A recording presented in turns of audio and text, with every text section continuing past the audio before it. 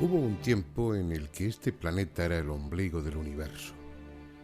Las estrellas que cada noche veíamos en el cielo eran solo eso, céfiros, luminarias puestas ahí por el Creador para aliviar la oscuridad y embellecer las siempre ominosas tinieblas. Como es lógico, el Sol y la Luna giraban alrededor nuestro. ¿Qué otra función podían tener sino calentar la Tierra o iluminar la noche?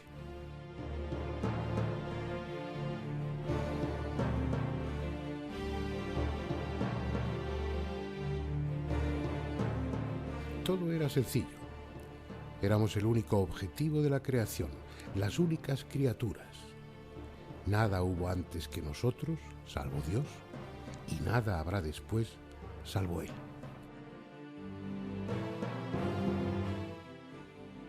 Pasaron los siglos, fuimos creciendo en número y en conocimientos. Nuestras ciudades se convirtieron en enormes y orgullosas urbes.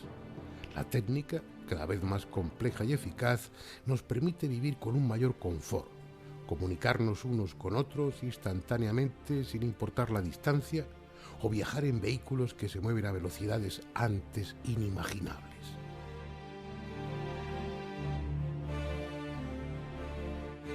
A cambio, las cosas han dejado de ser tan sencillas.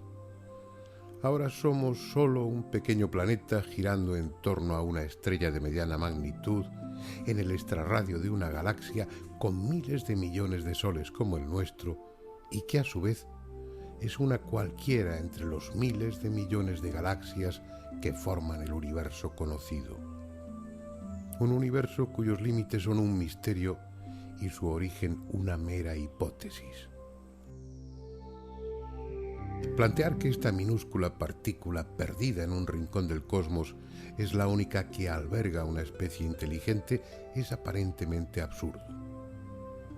Sin embargo, son muchos los que piensan que la aparición de seres humanos ha sido la consecuencia de tantas circunstancias fortuitas, de tantas casualidades, que es casi imposible que haya sucedido lo mismo en otros planetas. Por su parte, un número elevado de investigadores suponen que no somos una excepción, que lo que ha sucedido aquí ha sucedido y sucederá en incontables planetas si se dan las circunstancias favorables.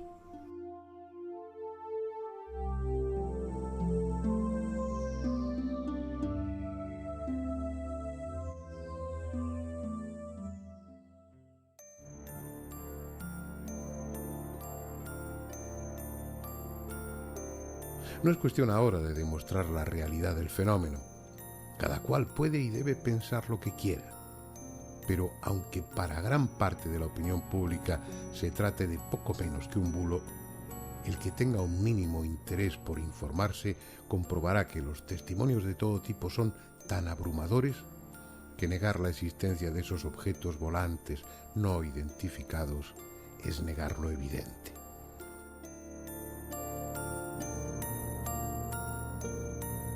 Los gobiernos, primero el de Estados Unidos e inmediatamente después el de casi todos los países, adoptaron la postura de guardar silencio sobre lo que sabían y desprestigiar a los testigos, con frecuencia a sus propios pilotos militares, dando explicaciones falsas y no pocas veces absurdas sobre lo que habían visto.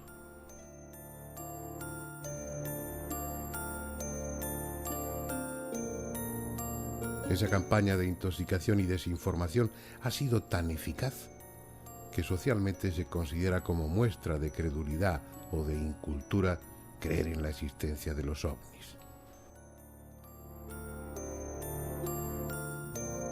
Las razones para tal actitud son diversas, pero el astronauta Gordon Cooper, en una entrevista concedida para la revista Enigmas, opinó sobre la que, siendo la más sencilla, es la principal de las causas de esa manipulación oficial.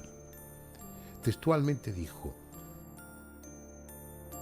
el secretismo comenzó durante la Segunda Guerra Mundial o poco después. Creían que el público se asustaría si se enteraba de que alguien tenía vehículos mucho más avanzados que los nuestros. Tal vez pasara que eso crease pánico, así que empezaron a decir mentiras y luego ya no pudieron parar. A estas alturas se han dicho tantas que no saben cómo salir del atolladero. Sería muy incómodo admitir ahora que desde la Segunda Guerra todo han sido mentiras. Creo que a cualquier presidente le gustaría no tener que seguir mintiendo, pero hasta que no pase algo que no puedan negar u ocultar, las cosas van a seguir así.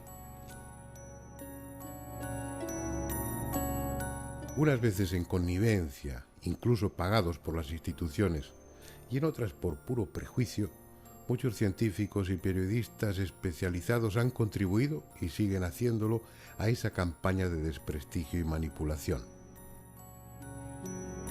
Su planteamiento es en esencia tan simple como: si nosotros no podemos hacerlo, los demás tampoco. Y es que la presencia de los ovnis no solo implica la hipotética visita de alienígenas, con las repercusiones sociales que eso pueda tener, sino algo mucho más difícil de digerir para algunos: que nuestra tecnología, de la que nos sentimos tan orgullosos, es casi infantil comparada con la de ellos.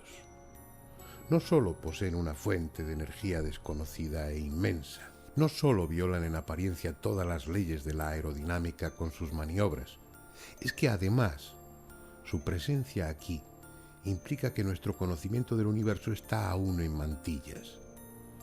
De acuerdo a lo que sabemos, es imposible que un vehículo recorra decenas o centenares de años luz, pero ellos lo hacen. O hay otros sistemas para recorrer las distancias siderales que todavía ignoramos, o han estado aquí desde siempre y este es también su planeta, lo que resulta igualmente difícil de entender.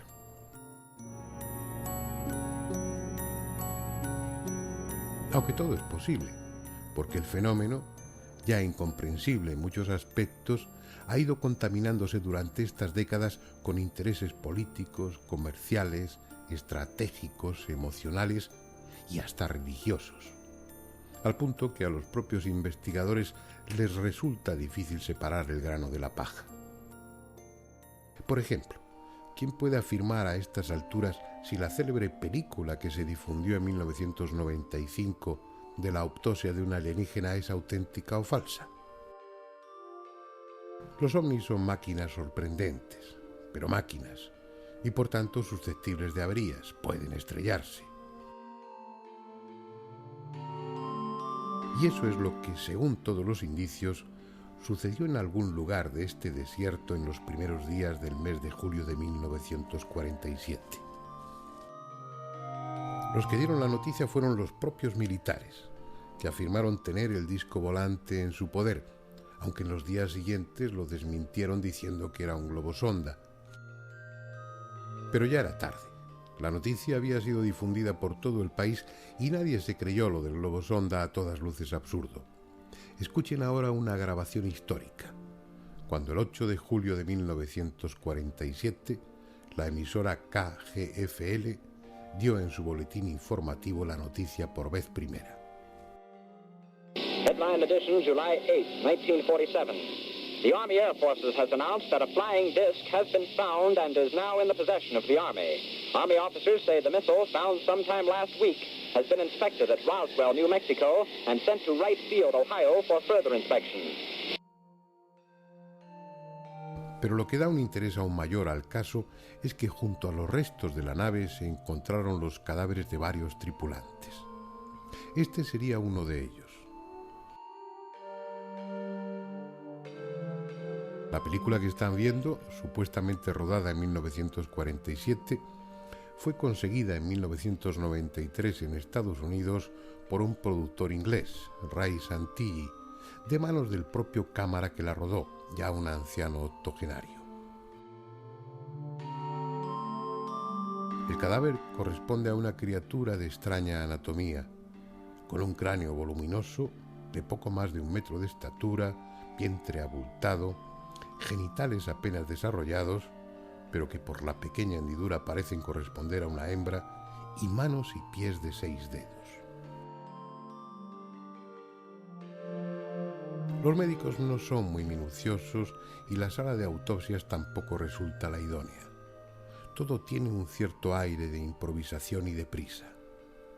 Pero no conviene olvidar que la necropsia, aunque sería mejor decir la recogida de muestras, a veces órganos completos, se está realizando en una base militar secreta y no en un instituto anatómico forense por patólogos profesionales. En el aspecto técnico, la película, por su emulsión y otras características, parece pertenecer en efecto a la época correcta, pero falta que la casa Kodak, fabricante del negativo, realice los análisis definitivos. Entre los investigadores la opinión está dividida. Unos apuestan por su autenticidad, en tanto que otros sospechan que se trata de un fraude, pero no realizado por oportunistas con fines comerciales, sino por las propias instituciones norteamericanas, probablemente la CIA, que como es sabido viene participando activamente en el control de la información sobre el fenómeno ovni precisamente desde 1947, a raíz del caso Roswell. El sutil motivo para realizar y difundir esta falsa película sería el de que, una vez descubierto que se trata de un fraude, esa idea se extienda a todo lo que concierne al tema de ovnis estrellados en poder de las fuerzas aéreas.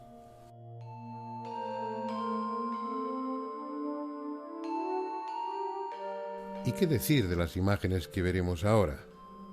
Sacadas subrepticiamente de otra base secreta conocida como Área 51. Fueron emitidas el 14 de abril de 1997 por una cadena de televisión estadounidense. Lo que están viendo, si es que el vídeo es auténtico, sería ni más ni menos que un alienígena vivo sometido a una especie de interrogatorio.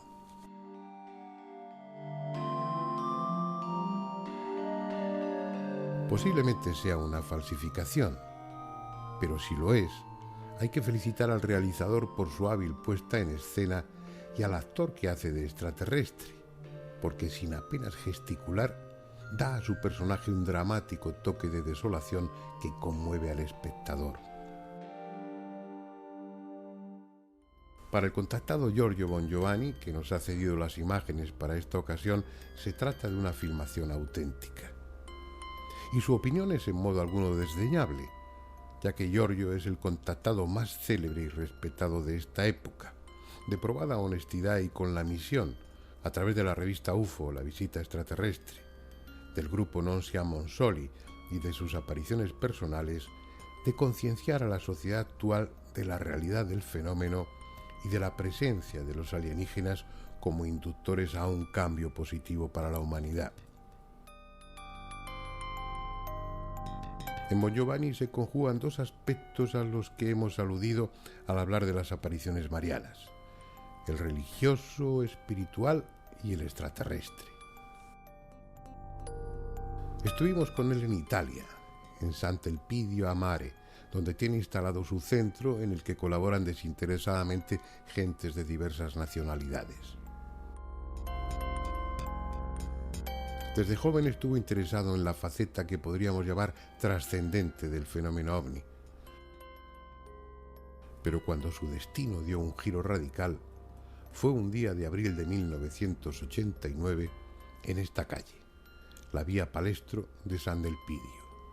Aquí tuvo su primera visión, una intensísima luz en cuyo interior se formó la imagen de una mujer que dijo ser Miriam, el nombre hebreo de María. Después hubo otras apariciones y en ellas se le dijo que fuera a Fátima. Y fue en ese lugar mariano donde durante un estado de trance le aparecieron por vez primera sus estigmas en las manos. A esos estigmas seguirían otros en los pies, en el costado y en la frente. Estigmas auténticos, que llevan más de 10 años abiertos sin infección alguna. Estigmas que casi diariamente sangran con agudos dolores. Él lo lleva bien, todo lo bien que puede.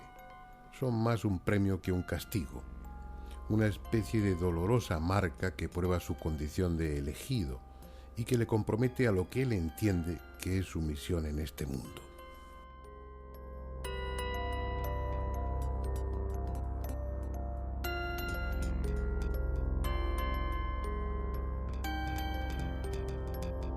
Yo pienso que la ufología es seria, pero claro, la ufología seria, la ufología profunda es la única materia que en este momento está dando prueba, evidencia que este contacto existe y que un día u otro se dará en una manera impactante, global, porque los gobiernos se esconden, las iglesias se esconden, la ciencia no le interesa o hace la finta que no le interesa o lo estudia ocultamente. Entonces la única materia, la más polémica, la más atacada de todo el mundo es la ufología.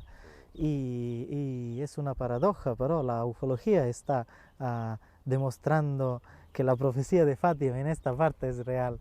Es decir, que efectivamente los extraterrestres existen. Y por esto elegí de difundir material de OVNI, para que se cumple también, para que puedo dar una aportación a la profecía de Fátima. Entonces mi segundo aspecto de difundir, de hacer conferencias de ufología, de contactos extraterrestres, contactados, Eugenio, Adamski, etcétera, yo mismo que he tenido mis experiencias.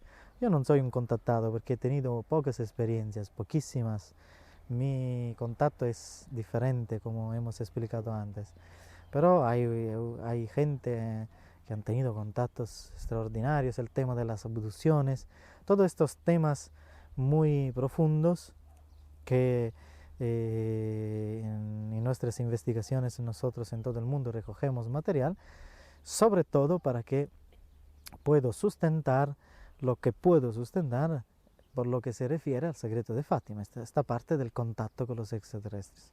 Pero básicamente mi experiencia es difundir el mensaje de Fátima, y hay otra parte que me pidieron, la más difícil, y que a veces no alcanzo a cumplir, es decir, la actuación del mensaje. Los investigadores que se autoproclaman serios consideran inaceptable esta mezcla de lo espiritual con los ovnis, pero en mi opinión es una actitud más cargada de prejuicios que de razones.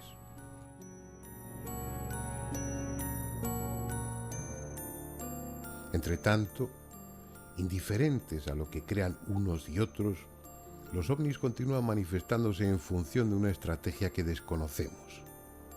Y lejos de abandonar su puesto de observación en torno al planeta, por la presencia cada vez más frecuente de nuestros satélites tripulados y lanzaderas espaciales, se muestran con total descaro evolucionando cerca de ellos. Las imágenes que estamos viendo no son de un aficionado. Están tomadas por las cámaras fijas de las lanzaderas o por los propios astronautas. Corresponden fundamentalmente al Shuttle y al Discovery, grabadas de otras copias para poder mostrárselas ahora, pero sin que haya duda alguna sobre su autenticidad. Objetos no identificados que nada tienen que ver con chatarra espacial o con meteoritos, evolucionando, realizando maniobras imposibles y entrando en ocasiones varios de ellos en el campo de la cámara.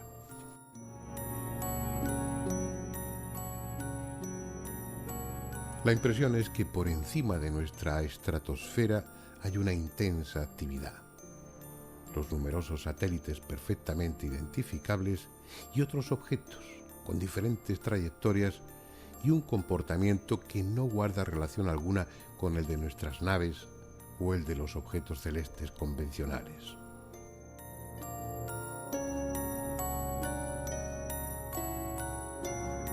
Estas imágenes son solo una pequeña selección del mucho material ya acumulado a lo largo de los últimos años. Sabemos lo que no son, ni naves nuestras ni objetos naturales, pero todo lo demás, su origen, su tecnología, la identidad de quienes los tripulan y por qué nos observan sigue siendo un misterio. De lo único que estamos seguros es de su presencia. Están ahí.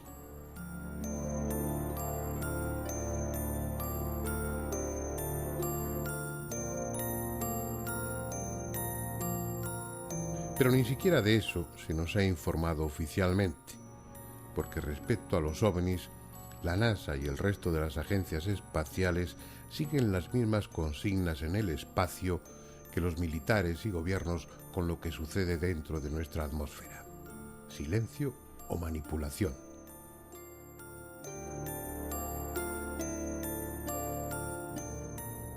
desde hace más de 5 décadas venimos siendo víctimas de un colosal engaño. Engaño al que, por sugerencia de las instituciones o por simple papanatismo, los medios de comunicación no son ajenos.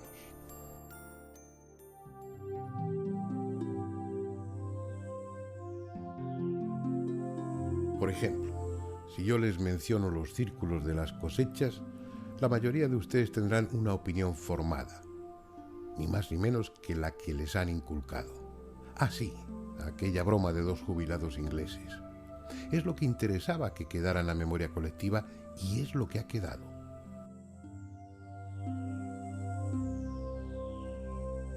Sin embargo, los círculos de las cosechas constituyen uno de los enigmas más desconcertantes a los que se enfrenta la humanidad actual.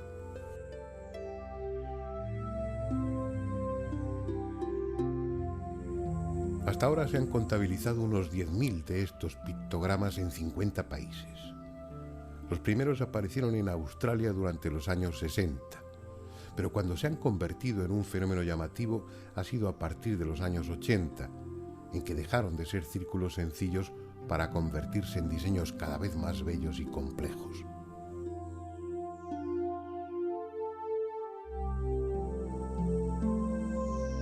Aunque se han formado en campos de hierba, plantaciones de arroz, hielo, arena e incluso en bosques de árboles, son un fenómeno casi exclusivo de los campos de cereales. Por eso aparecen entre mayo y septiembre, cuando las plantas ya están altas y por alguna razón, preferentemente en el sur de Inglaterra.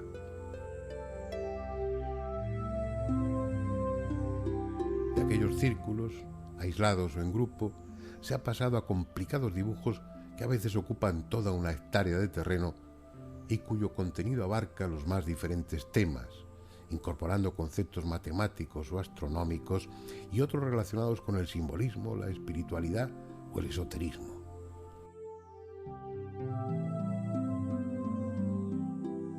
Pero la característica fundamental de todos ellos es la armonía, la perfección en el diseño y su cada vez mayor complejidad. Aparecen durante la noche, silenciosamente, según algunos testigos de madrugada y en el transcurso de 1 o 2 minutos, incluso menos.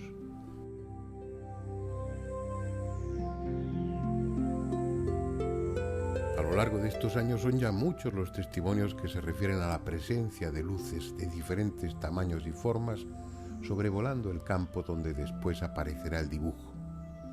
Incluso han sido grabadas con cámaras domésticas de vídeo, la primera vez en 1991 por el investigador Steve Alexander y desde entonces en varias ocasiones más. La más conocida de esas grabaciones es la que se obtuvo el 11 de agosto de 1996 a las 5 de la madrugada cerca del pueblo inglés de Oliver Castle. En ella se puede ver perfectamente cómo 2 pequeñas esferas luminosas se desplazan sobre el campo de cultivo mientras bajo ella se va formando uno de los complejos pictogramas.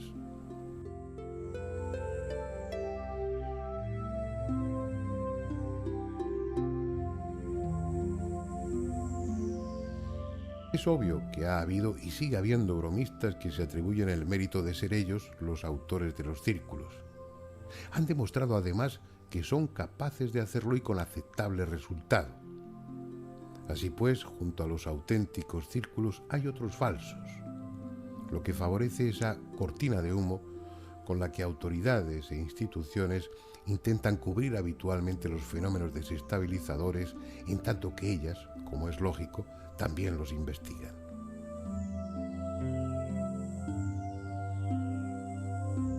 En los auténticos dibujos, las plantas no están aplastadas con rodillos y por tanto no aparecen quebradas.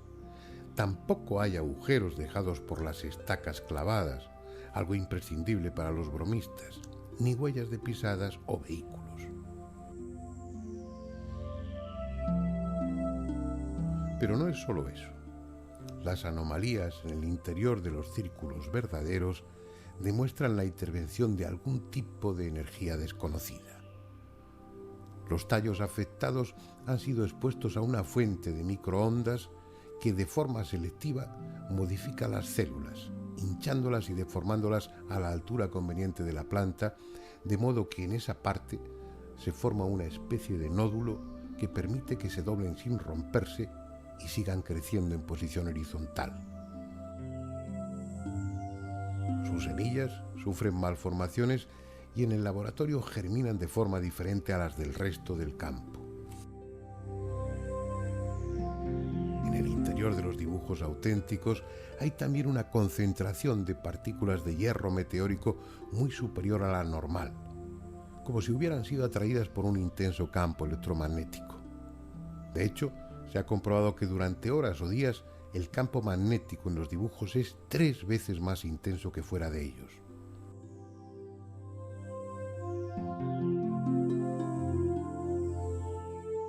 Algo desconocido, que nada tiene que ver con estacas, cuerdas y rodillos, traza desconcertantes figuras en los campos de cereales sin quebrar los tallos, produciendo alteraciones en la estructura molecular de las plantas, modificando temperatura, magnetismo y radiactividad, y sin dejar una sola huella. Tan solo un dibujo, a veces gigantesco, de enorme belleza y complejidad.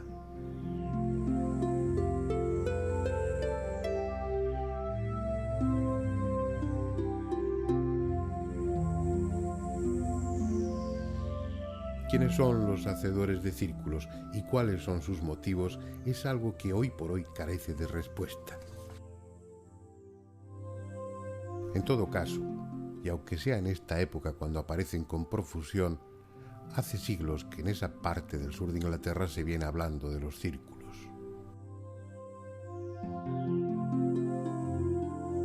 Tal vez tengan que ver con los innumerables monumentos megalíticos que allí hay, muchos de ellos también de forma circular. Es posible que la historia de los llamados círculos de las cosechas haya comenzado no en el siglo pasado, sino hace ya varios milenios.